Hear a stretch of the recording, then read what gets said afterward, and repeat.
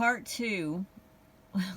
Sorry about that, guys. One of my phone alarms went off, and every time the alarm goes off, rather than it just pausing my video, it turns it off. So anyway, yeah, so when I lived at 52 Sutton Drive in Alabama, New Jersey, a home I lived in for 30 years as original owner, I dug up their witchcraft in the four corners of my property and dead center of my flower bed.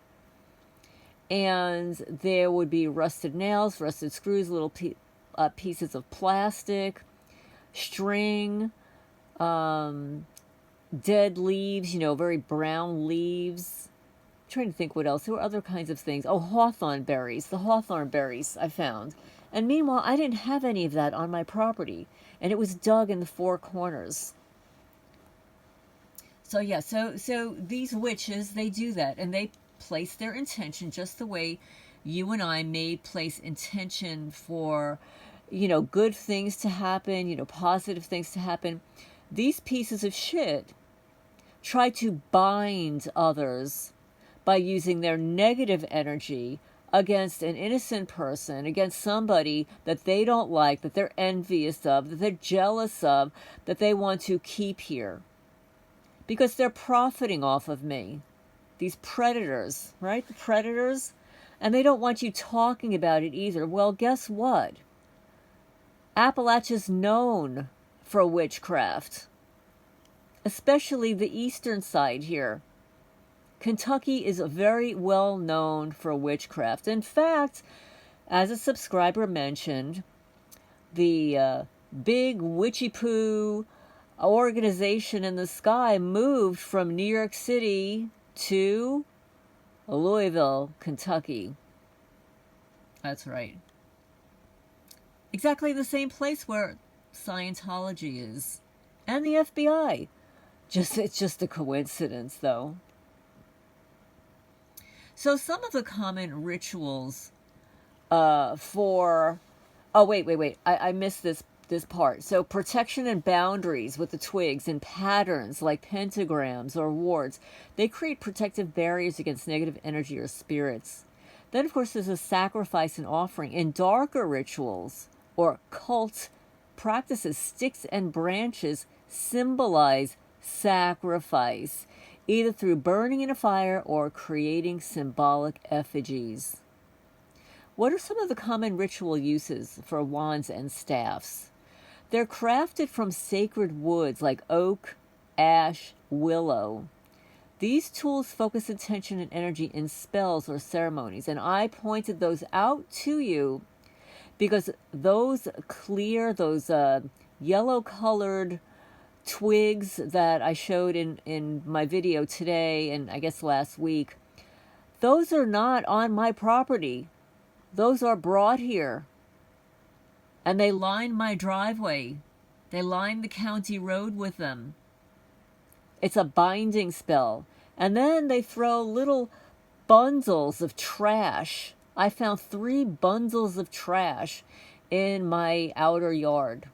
I'm the only one that lives here. How did they get there? So then there's the divination and omens. Throwing sticks for casting lots or interpreting patterns is an ancient form of divination, like the Norse runes or the Chinese I Ching. Then there are fire rituals. Bundles of sticks are buried as offerings or to cleanse energy, particularly during solstice ceremonies or Halloween rituals I'm in. Then there's the binding and the curses. That's what's happening on my property. Twigs are sometimes tied together to represent a person in sympathetic magic, either for protection or to curse them. But what they're doing is they're not tying them together, they're clustering them together.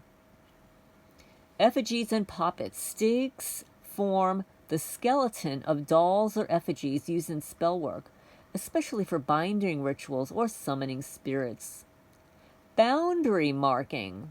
In cult practices, sticks may be arranged around ritual spaces to mark sacred ground or ward off intruders. However, then there's the dark ritual symbolism.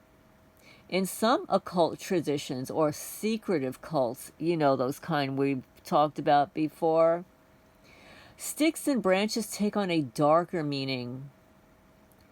There's the sacrificial fires. Twigs fuel fires used for symbolic sacrifices or cleansing rituals.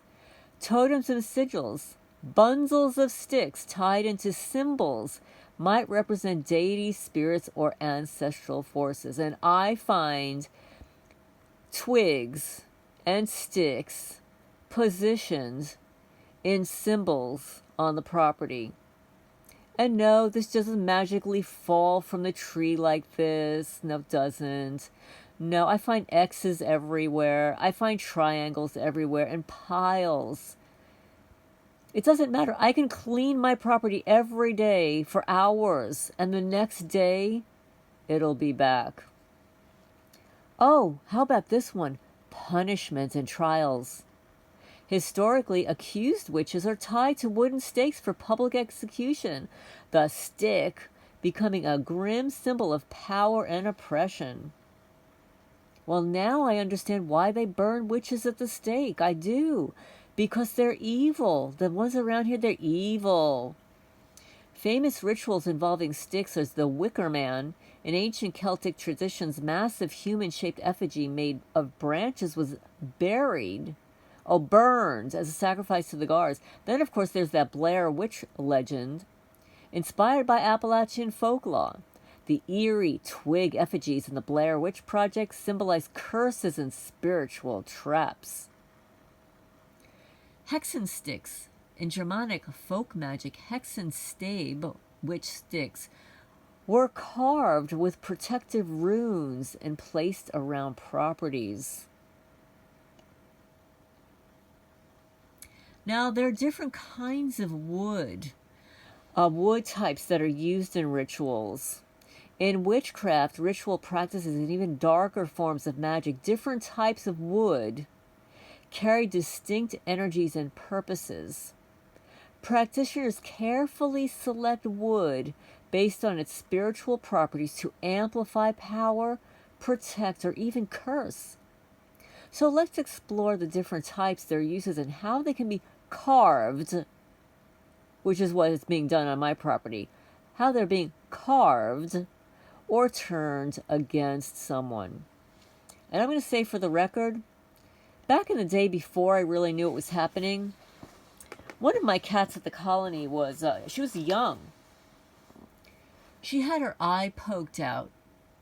She was unalived. And I photographed her. I didn't understand actually what was going on until I blew up that photo years later. Next to her body was a ritualistic wood carved that was used to puncture her eye. And lo and behold, I found a similar piece of wood